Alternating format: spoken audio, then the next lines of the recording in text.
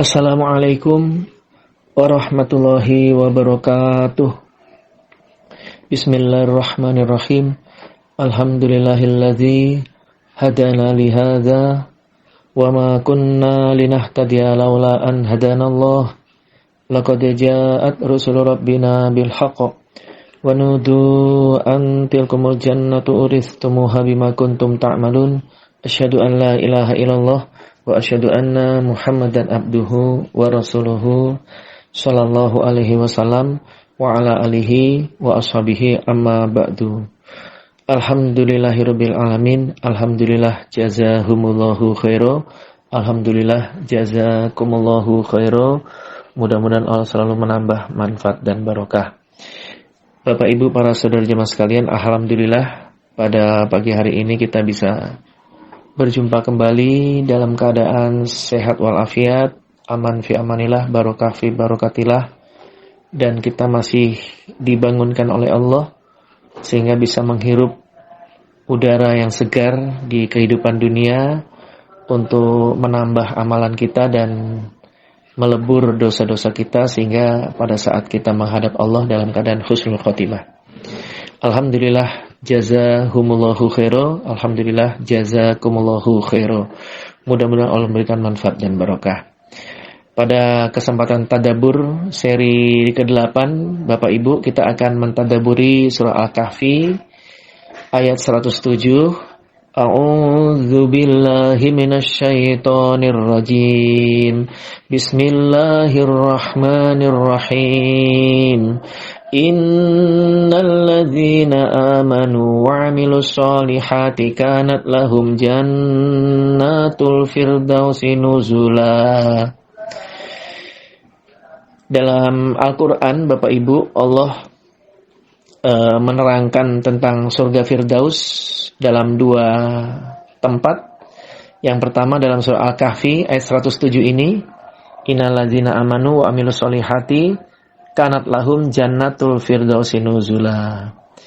Kemudian dalam surat Al-Mu'minun ayat 9 dan 10 Allah juga berfirman, ulaika humul warisunal ladzina yarisunal firdaus hum fiha khalidun. Pada pembahasan tadabbur ke-8 ini kita akan membagi menjadi 3 seri ya, seri 8, seri 9 dan seri 10 insyaallah. Pada seri yang ke-8 ini kita akan membahas mengenai atau mentadaburi mengenai latar belakang Allah memberikan peringatan kepada kita tentang adanya surga Firdaus. Jadi bisa kita beri judul pendahuluan gitu ya Bapak Ibu. Seri 8 ini adalah berupa pendahuluan. Kemudian seri ke-9 adalah ciri-ciri orang yang oleh Allah akan mendapatkan surga Firdaus. Kemudian seri yang ke-10 insyaallah kita akan membahas mengenai surga Firdaus itu sendiri. Semoga pertemuan kita yang singkat Allah memberikan kemanfaatan dan kebarokahan. Alhamdulillah jazakumullahu khairan. Untuk seri ke-8 kita mulai dengan pendahuluan Bapak Ibu. Jadi Allah mengingatkan kepada kita tentang adanya surga Firdaus karena kecenderungan manusia itu, terutama orang-orang kafir dan orang musyrik, itu mereka cenderung memilih kehidupan dunia dibandingkan dengan akhirat, dan mereka sangat cinta dengan kehidupan dunia serta melalaikan kehidupan akhirat. Dalam surat Al-A'la ayat 16 dan ayat 17 Allah berfirman, bal tu'sirunal hayatad dunya wal akhiratu khairum wa abqa. Bal tu'siruna, bahkan memilih kalian orang-orang kafir dan musyrik terutama, al hayatad dunya, pada kehidupan dunia, padahal wal akhirah, dan kehidupan akhirat itu khairun, lebih baik daripada kehidupan dunia, wa abqa, dan lebih kekal daripada kehidupan dunia. Tapi kecenderungan manusia terutama musyrik dan kafir memilih ya, bal tu'sirunal hayatad dunya wal akhiratu khairu wa abqa. Memilih pada kehidupan dunia. Kemudian dalam surat Al-Qiyamah ayat 20 dan 21 juga Allah berfirman, kalla bal tuhibbunal ajilah wa tazarunal akhirah. Kala jangan begitu, jangan demikian, bal tuhibbuna, bahkan cinta kalian, terutama orang-orang kafir dan musyrik, al-ajilata, pada yang kontan, ya, maksudnya kehidupan dunia. Wa tazarunal akhirah, dan kalian mengabaikan, meninggalkan al-akhirata, pada kehidupan akhirat, sehingga tidak mempersiapkan kehidupan akhirat, bahkan terus menumpuk kehidupan dunia, tapi tidak ditujukan sama sekali untuk mencari pahala, mencari simpanan di sisi Allah untuk kehidupan di akhirat. Nah, ini dua tempat ya yang Allah terangkan tentang kecenderungan manusia. Ya, semoga kita tidak termasuk ya dalam golongan orang-orang yang seperti ini, sehingga mereka meninggalkan akhirat, bahkan terus menumpuk kehidupan dunia. Na'udzubillahi min dzalik. Para bapak dan ibu, saudara jemaah sekalian,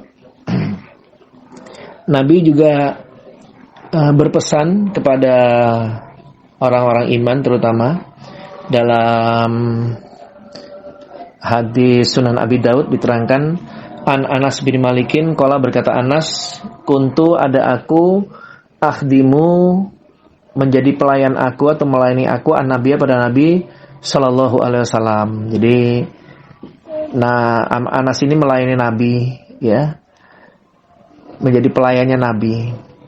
Fakuntu, maka ada aku, asma'uhu, mendengar aku pada Nabi, kasiron, pada banyak, yakulu, berdoa siapa Nabi.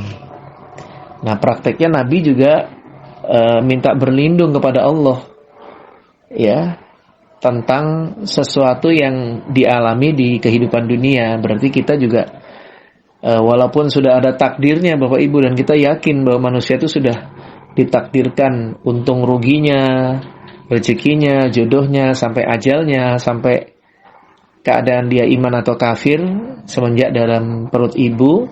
Tapi ternyata dalam menjalani kehidupan dunia, kita masih suka menemui hal-hal yang membuat kita susah ya.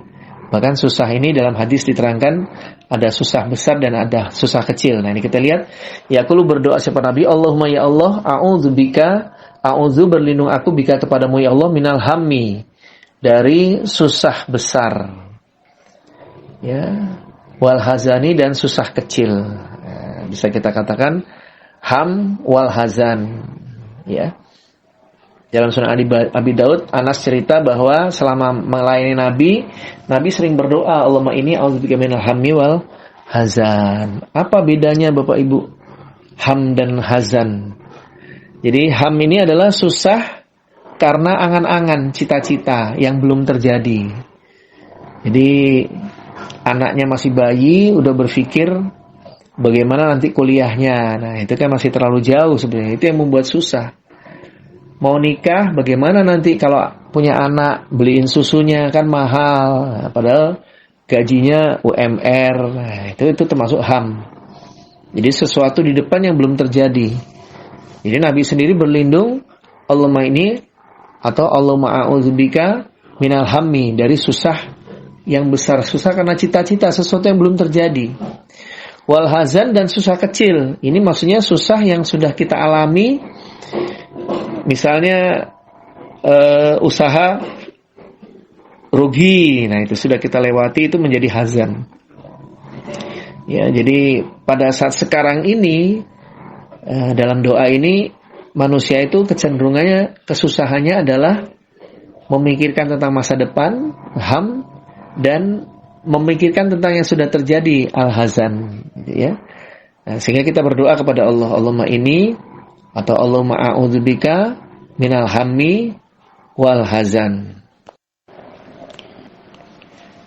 Sebaliknya Bapak Ibu Saudara jemaah sekalian, dalam satu hadis kita bisa melihat bahwa manusia itu yang dicari itu sama ya, yaitu kebahagiaan. Nah, cuman apa definisi bahagia yang sesungguhnya, kita bisa lihat dalam penjelasan hadits qudsi yang disampaikan dalam Sunan Ibnu Majah.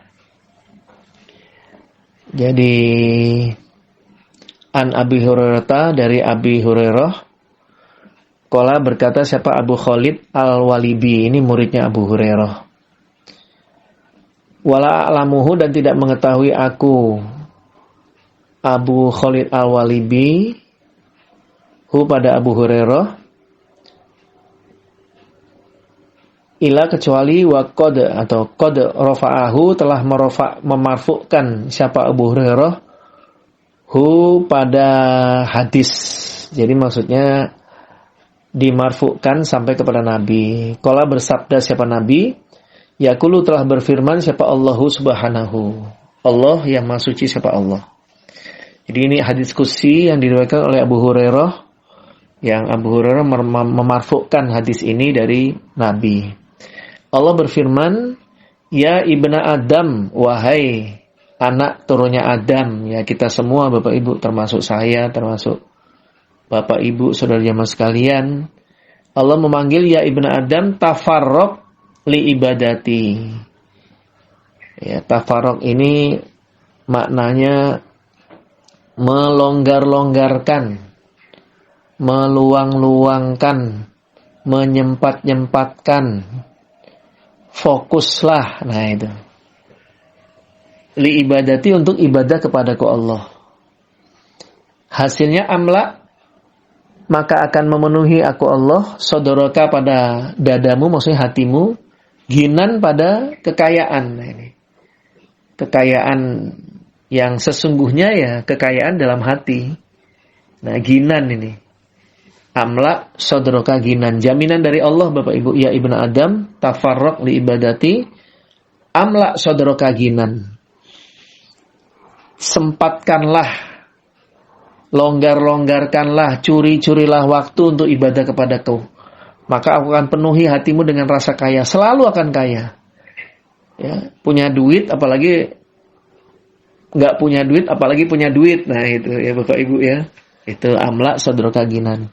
Wa asudda, dan akan menutup aku Allah, fakroka, pada kefakiranmu.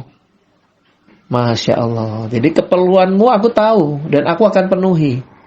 Pada saat engkau menikah, ya kamu ada rezeki, ada perempuan yang mau nikah denganmu. Nah, pada saat kamu nanti punya anak, ada rezeki istrimu melahirkan, membesarkan anak. Pada saat kamu berangkat haji, ya Allah memberikan rezeki, kamu bisa diberi kesehatan, bisa diberi rezeki, bisa haji, dan seterusnya. Itu kalau Allah sudah menutup seperti itu. Amla sodorka ginan, wa asudda fakroka. Wa ilam taf'al, dan jika tidak mengerjakan kalian, nah ini penegasan dari Allah. Sebenarnya dengan kalimat yang pertama sudah cukup. Tapi Allah menegaskan kebalikannya, wa ilam taf'al, dan kalau kamu tidak berbuat, maksudnya berbuat untuk menyempatkan ibadah kepada Allah, malah tuh sodroka suglan. Nah, aku akan penuhi sodroka pada hatimu, malah tuh akan memenuhi aku Allah, sodroka pada hatimu, syuglan pada kerepotan, kesibukan yang tidak pernah berakhir. Nah, yang lebih berat lagi Bapak Ibu, walam asudda, dan tidak menutup aku Allah, fakroka, pada kefakiranmu. Kelihatannya punya uang, kelihatannya sehat, tapi pada saat punya keperluan ya tidak bisa memenuhi keperluannya, karena memang Allah tidak menutup kefakirannya. Nah, ini salah satu hakikat kaya, ya, yaitu hatinya kaya, hatinya merasa cukup, dan kefakirannya ditutup oleh Allah, bukan ditutup oleh siapa-siapa. Tapi syaratnya tafarraq li ibadati. Menyempat-nyempatlah kalian, memfokuskanlah kalian ibadati, untuk ibadah kepada Allah. Harusnya tidak sempat, ya, pagi itu sholat subuh. Nah, ini bisa sholat subuh, bahkan sholat sunnah 2 rakaat sebelum subuh. Nah, dia menyempatkan. Harusnya nggak sempat ngaji karena sudah capek malam, ya, seharian kerja, atau ibu-ibunya masak, malam ngaji nggak sempat, tapi dia sempatkan untuk ngaji.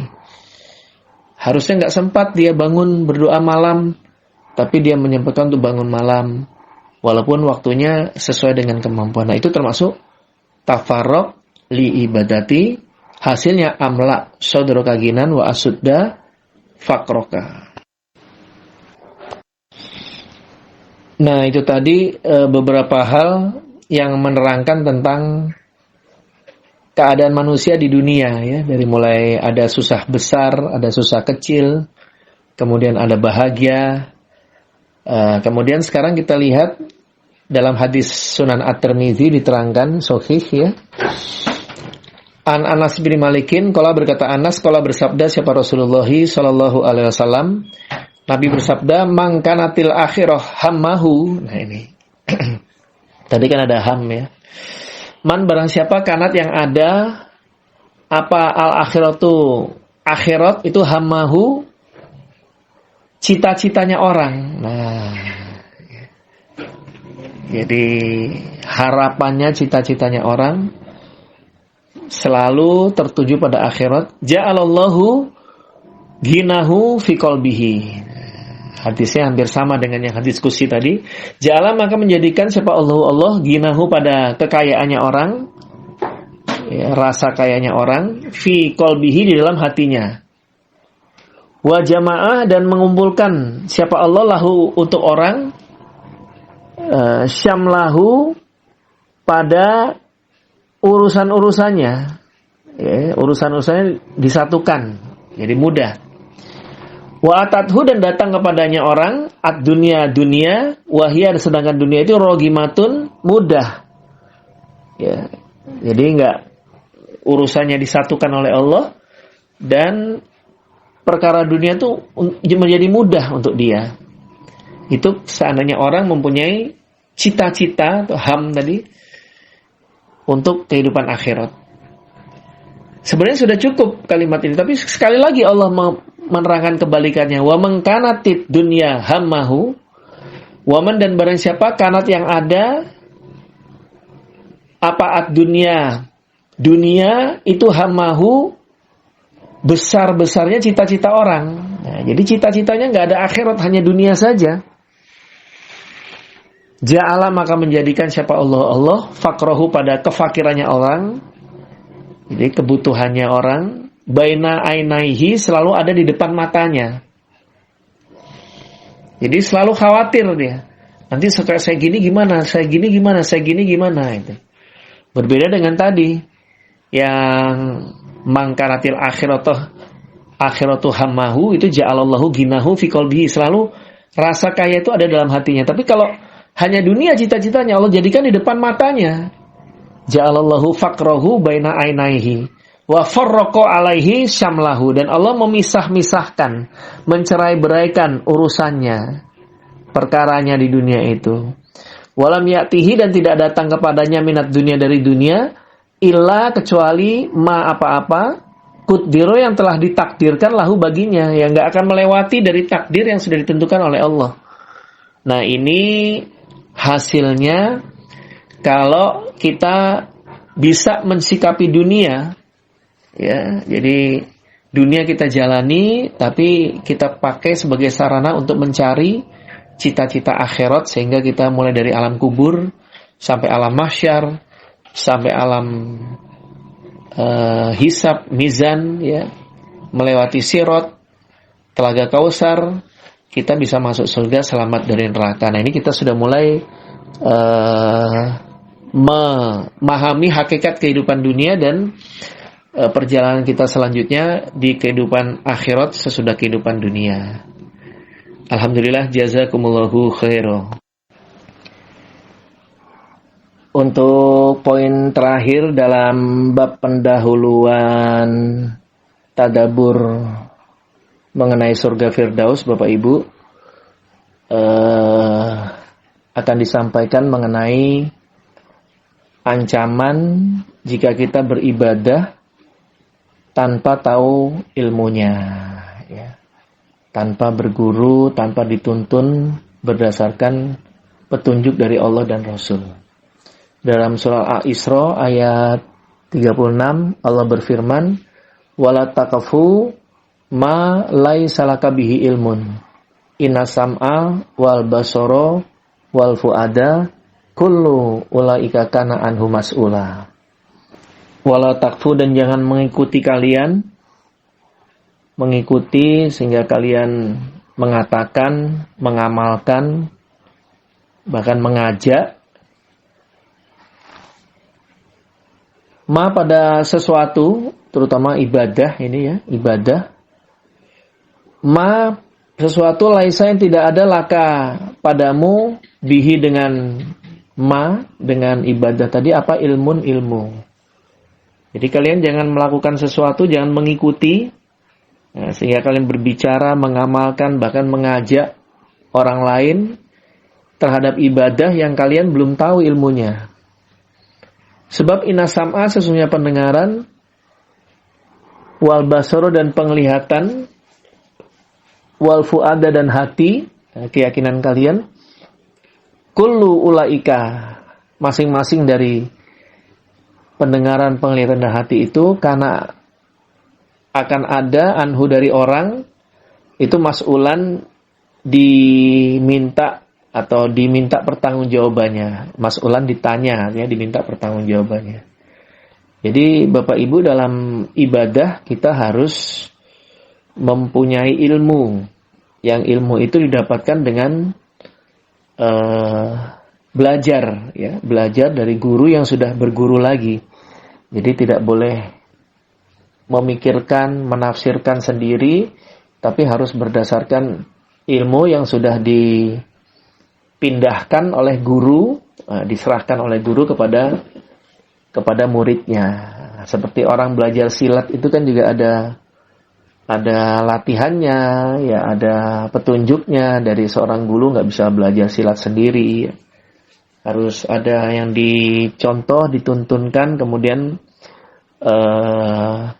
kalau dalam ilmu agama itu guru yang berguru, sehingga dikatakan isnad, ya. Kalau dalam pembukaan Sahih Muslim itu dikatakan al-isnadu minad din. Isnad atau sandaran guru itu minad din, termasuk agama. Laula isnadu laqala man syaa ma syaa. Kalau nggak ada isnad, orang akan berbicara semaunya sendiri, ya.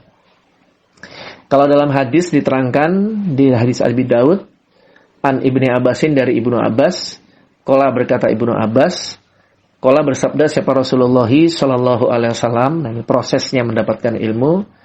Tasma'una, mendengarkanlah kalian atau mendengar kalian, wa yusma'u, dan akan didengar minkum, dari kalian.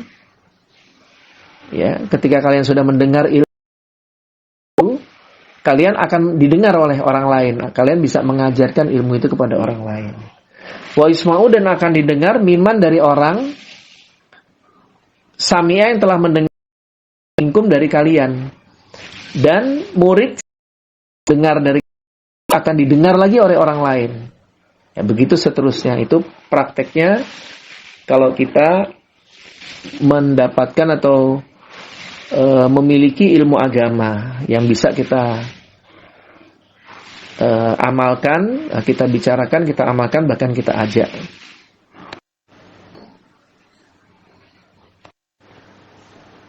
Demikian sementara ini yang bisa disampaikan di seri yang ke-8 mengenai surga Firdaus, yaitu bab pengantar.